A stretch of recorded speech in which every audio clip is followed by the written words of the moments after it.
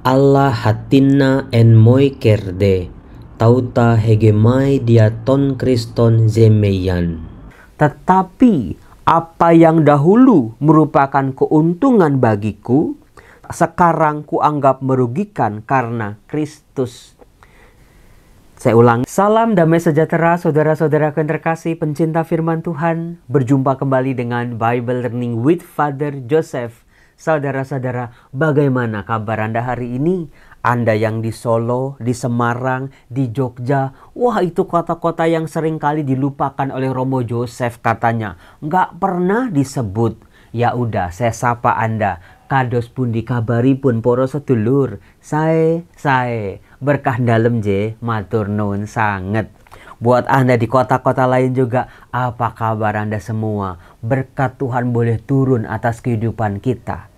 Doa saya untuk Anda hari ini adalah semoga Tuhan berkenan. Seberapapun beratnya beban hidup kita, sebanyak apapun beban-beban pikiran dan perasaan kita, Tuhan memberikan berkat-Nya buat kita, supaya kita mampu mengangkat beban-beban itu dengan pertolongan Tuhan. Sehingga pada akhirnya kita bisa lebih kuat lagi menyelesaikan semua hal yang harus kita selesaikan di dalam kehidupan ini. Saudara-saudara, kenapa Romo Yosef bertanya kok tentang beban hidup? Karena kelihatan dari sini, dari kamera saya, dari monitor Anda, banyak dari Anda yang sekarang kok lagi murung, kok lagi kusut, lagi kayak orang banyak pikiran. Betul? Betul banget Romo. Kok Romo tahu? Emang kelihatan ya Romo? Ya kelihatan lah. Tuh. Nah itu dia wajahnya itu. Murung amat, banyak pikiran. Iya Romo. Kalau boleh saya tebak, salah satu yang menjadi beban pikiran Anda adalah anak-anak, bukan? Iya Romo. Kok bisa tahu? Anak-anak saya masih banyak butuh biaya Romo. Sekolahnya, kuliahnya. Anak-anak saya Romo belum dapat pekerjaan Romo. Belum dapat jodoh, belum dapat keturunan. Belum menemukan mau jadi apa. Bingung Romo, saya sebagai orang tua. Apalagi Romo, saya dititipi oleh anak-anak berkebutuhan khusus Romo. Kalau saya masih ada, saya masih bisa nolong mereka Romo. Tapi nanti kalau saya nggak ada, siapa yang bisa nolong mereka? Ngarapin kakak-kakaknya, adik-adiknya, kayaknya bakal susah Romo. Itu yang sangat menggelayuti pikiran Anda saat ini. Betul banget Romo. Apalagi ketika kita mikir anak-anak kita kok makin jauh dari Tuhan. Makin gak mau terlibat dalam pelayanan. Makin cari dunianya sendiri. Sibuk dengan pekerjaan, kejar dunia. Sampai-sampai melupakan Tuhan. Gimana ya Romo ya caranya ya? Yang kedua bebannya adalah banyak dari kita mungkin sedang terbeban dengan ekonomi yang sulit. Ya Romo, belum pulih-pulih Romo. Pulih dikit jatuhnya lebih parah lagi Romo. Suami baru di PHK Romo. Dagang makin sepi Romo. Usaha makin sikut sana sikut sininya makin kejam Romo. Sehingga pikiran mau gak mau kepikiran terus. Yang ketiga masalah relasi, betul? Iya Romo tahu aja sama pasangan, sama anak, sama orang tua yang sedang tidak baik-baik saja. Saudara-saudara, apakah Anda tahu salah satu penderitaan manusia yang paling mengerikan di dunia ini adalah bukan dia sakit ini, sakit itu, bukan dia tinggal di mana, tapi ketika dia menyadari hidupnya sudah tidak lagi nyaman untuk dihidupi. Hidup macam apa Romo yang kayak gini? Kelit hutang Romo. Gak bisa membahagiakan orang tua Romo. Gak bisa ada harapan lagi Romo. Jadi beban kayak orang mikul. Beban berat banget. Gimana saya mau ketawa? Gimana saya mau sukacita Romo? Nah dalam konteks itu saudara-saudara, izinkan saya memperkenalkan satu ungkapan, satu doa dalam bahasa Yunani.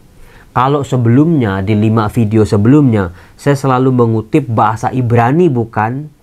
Itu kan saya mengutip teks-teks dari Perjanjian Lama yang memang ditulis dalam bahasa Ibrani. Nah sekarang teks yang mau saya kutip adalah berasal dari bahasa Yunani, yaitu teks Perjanjian Baru. Tepatnya adalah Filipi bab 3 ayat 7. Pasti Anda sudah dengar, mungkin belum tahu aja bahasa Yunaninya seperti ini. Filipi bab 3 ayat 7. Dikatakan dalam bahasa Yunaninya, Allah hatinna en moikerde, tauta hegemai diaton Kriston zemeyan. Ulangi Romo, jangan cepet-cepet dong Romo, kan kami ini udah ada usianya Romo. Pelan-pelan ya udah. Allah hatinna en moikerde, Tauta hegemai diaton Kriston zemeyan. Bahasa Inggrisnya, but whatever things were to me gain, this I have esteem because of Christ's loss. Itu harafiahnya. Bahasa Indonesianya, tetapi apa yang dahulu merupakan keuntungan bagiku, sekarang kuanggap merugikan karena Kristus. Saya ulangi, tetapi apa yang dulu merupakan keuntungan bagiku, sekarang kuanggap merugikan karena Kristus. Ini sebuah refleksi dari Santo Paulus ketika Paulus sudah mencapai usia yang sudah tua, saudara-saudara. Saya sudah mengatakan surat kepada jemaat di Filipi ini unik karena ditulis oleh Paulus ketika dia sudah mulai matang. Sangat matang, bahkan perjalanan rohaninya. Banyak pengalaman di masa lalunya. Nah, seperti orang tua, demikian pun Paulus. Dia sadar ternyata hidup itu bukan soal pencapaian kok. Bukan berapa yang kita dapat, berapa yang bisa kita tampung, berapa yang bisa kita ambil, berapa yang bisa kita raup dan kita pertahankan mati-matian. Orang tua pasti tahu lah. Pada akhirnya Romo, hidup itu soal melepaskan. Betul apa betul? Betul Romo. Hampir seluruh masalah hidup manusia adalah gara-gara ketidakmampuan, ketidakberdayaan kita melepaskan hal-hal yang memang harus kita lepaskan dalam hidup. Orang yang sombong, orang yang post power syndrome misalnya, dia nggak bisa ngelepas, dulu tuh saya hebat, dulu saya itu orang terkenal, dulu tuh saya harus dihormati. Sekarang ketika sudah masanya udah berlalu, tetap gila hormat, tetap harus diagung-agungkan. Itu belum bisa melepas. Nah, demikian juga dengan soal mengampuni. Menerima masalah-masalah di masa lalu. Menerima pengalaman kehilangan lah. Orang-orang yang kita cintai, yang meninggal dunia. Udah belasan tahun aja masih belum bisa move on. Belum bisa Romo, saya seolah-olah kebahagiaan saya itu ikut terkubur bersama pasangan hidup Romo. Jadi mau sekarang anak ngajak makan kemana, anak ngajak pergi kemana, tetap Romo nggak lengkap. Membuat kita tidak bisa bersyukur karena sebagian jiwa kita terpenjara oleh masa lalu. Demikian juga dengan sulitnya kita mengampuni kebencian, kemarahan. Sampai-sampai kan ada lagunya ya. Mengampuni, mengampuni lebih sungguh. Mengampuni, mengampuni lebih sungguh. Tuhan lebih dulu mengampuni kepadaku. Mengampuni, mengampuni lebih sungguh. Kalau dinyanyiin mah enak Romo. Kayaknya itu nyes gitu, kayak uap keluar ke atas gitu. Tapi Romo, kalau udah ketemu orang yang saya benci, atau inget lagi peristiwa zaman dulu Romo, inget masa-masa saya hancur-hancuran Romo, kayaknya kok belum sanggup Romo untuk mengampuni. Betul apa betul?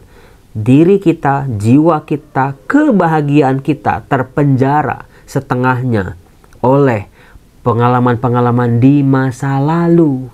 Nah, saudara-saudara yang terkasih, mungkin ya dulu kita kalau benci sama orang, wah itu kita merasa menang. Kita merasa wah dendam kita terpuaskan. Semua masalah-masalah kita tumplekin ke orang yang kita benci.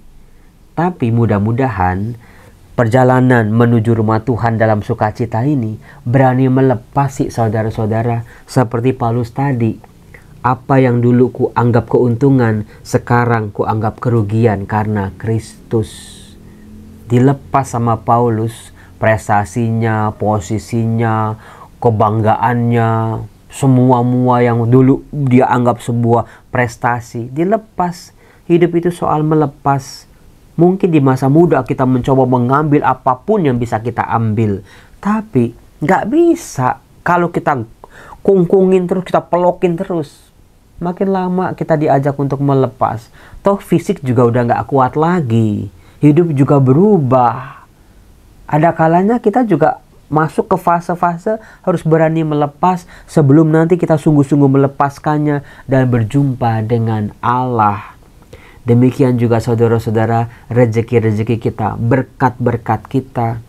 Kalau kita kungkungin terus, saudara-saudara, tidak akan membawa pada kebahagiaan dan sukacita sejati. Lepaskan apa yang memang bukan milik kita. Lepaskan apa yang semua hanyalah titipan. Nah, itu bisa kita lihat dalam pengajaran Tuhan Yesus di Lukas bab 16 ayat 1-8. Sebuah teks yang sangat sulit, teramat sulit untuk dipahami secara harafiah, yaitu tentang bendahara yang tidak jujur. Sebuah cerita perumpamaan keluar dari mulut Yesus sendiri, keluar dari pengajaran Yesus sendiri. Bagaimana Tuhan Yesus yang baik, Tuhan Yesus yang adil, Tuhan Yesus yang penuh kasih, kok membenarkan tindakan curang dari si bendahara yang ngurang-ngurangin, melepaskan hutang-hutang orang-orang yang berhutang kepada tuannya. Saudara-saudara, sejujurnya ya, teks ini juga menjadi sebuah saksi buat saya sendiri bagaimana saya memahami firman Tuhan. Saya sudah membaca teks ini berulang kali, bahkan ratusan kali. Sudah sekitar 7 video saya ceritakan tentang bendahara yang tidak jujur. Dengan pendekatan demi pendekatan yang saya coba lakukan ya. Kalau Anda ingat itu saya pernah mendekatinya dengan pemahaman tahun Jubelium. Di tahun Jubelium Agung, semua hutang dilepaskan. Jadi si bendahara meskipun dia motong-motong hutang si tuannya, tuannya nggak rugi apa-apa. Itu salah satunya. Yang kedua, misalnya membaca teks ini perikop sebelumnya dan perikop sesudahnya. Itu pernah. Lalu yang ketiga, coba cari detil-detil dalam teks cerita ini. Bagaimana dikatakan si tuannya itu kan cuma mendengar aduan tentang bendaharanya yang tidak jujur. Dia sendiri belum pasti, dia sendiri belum bisa menemukan fakta atau data atau bukti-bukti bahwa memang bendaharanya tidak jujur. Maka langsung dipecat. Jadi si tuannya sendiri juga nggak yakin. Bisa jadi seperti itu. Jadi si bendahara ini dicurangi lah, dituduh dengan sebuah kesaksian. Ingat, harus ada 2 orang laki-laki yang memberi kesaksian. Sementara di sini hanya ada 1 kesaksian kenapa dia sudah dipecat. Jadi itu caranya. Jadi balas dendam. Tapi bukan itu ternyata. Nah, ketika usia saya 47 tahun ini, ketika saya mungkin sudah melewati ya, sudah apa, di masa-masa 48 tahun, 47 tahun itu saya masih muda lah. Mencoba untuk mencari, mendapatkan, menemukan segala macam. Nah, di usia saya seperti ini saya baru menyadari ketika saya membaca ini, hidup, apalagi hidup seorang imam ya, itu kan bukan soal prestasi, bukan soal pencapaian melulu, bukan soal karir juga, bukan soal harta kekayaan juga. Hidup seorang imam adalah hidup yang diberkati. Tetapi sekarang saya sadar berkat itu sebuah titipan. Maka lagi-lagi saya belajar di sini seperti seorang bendahara, dia mampu dengan mudahnya melepaskan atau mengurangi hutang-hutang orang-orang yang berhutang pada tuannya. Karena apa? Ikan itu bukan miliknya, bukan hartanya. Maka dia diajak untuk lebih mudah, dia lebih mudah melepaskannya. Demikian juga hidup manusia. Saya dijahatin sama orang misalnya. Saya bencinya setengah mati sama orang itu. Ingat, pengampunan itu milik Allah, bukan milik saya. Maka saya harus berani melepaskan, mengurangi sampai nanti 0 kalau bisa. Karena itu bukan milik saya kok. Demikian juga dengan harta, jabatan, semua yang saya miliki. itu cuma titipan belaka. Jangan sampai hal-hal duniawi itu juga membebani perjalanan kita menuju Tuhan. Masalah-masalah yang belum selesai di masa lalu, selesaikan dari sekarang saudara-saudara. Lepaskan apa yang masih bisa kita lepaskan. Karena itu semua bukan milik kita, tapi milik Tuhan. Maka belajarlah dari sekarang rasa marah. Mungkin bukan hak kita buat marah kok. Itu haknya Tuhan. Biar urusan dia sama Tuhan. Kebencian, difitnah, digosipin dari masa lalu, kita ingat-ingat terus, itu yang membebani sebetulnya. Pengalaman kehilangan harta benda atau orang terkasih. Ingat saudara-saudara, yang namanya anak juga titipan, orang tua juga titipan, saudara-saudara kita juga titipan juga kok. Kalau yang punya mau ambil, ya silakan ambil, bukan milik kita.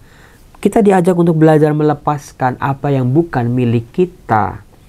Ya, semakin kita sadari hidup kita adalah sebuah pemberian cuma-cuma dari Tuhan, maka nggak ada lagi yang harus kita pegang kuat-kuat, kita pertahankan sampai mati. Pengosongan diri dari segala keinginan-keinginan, dari segala nafsu-nafsu, itu juga sebetulnya bukan milik kita, saudara-saudara. Pengosongan diri supaya Allah berkuasa dalam diri kita. Dengan demikian hidup menjadi berkat buat banyak orang. Nah, saudara-saudaraku yang terkasih, apa yang dikatakan oleh Paulus dalam suratnya kepada jemaat di Filipi bab 3 ayat 17 dikatakan begini.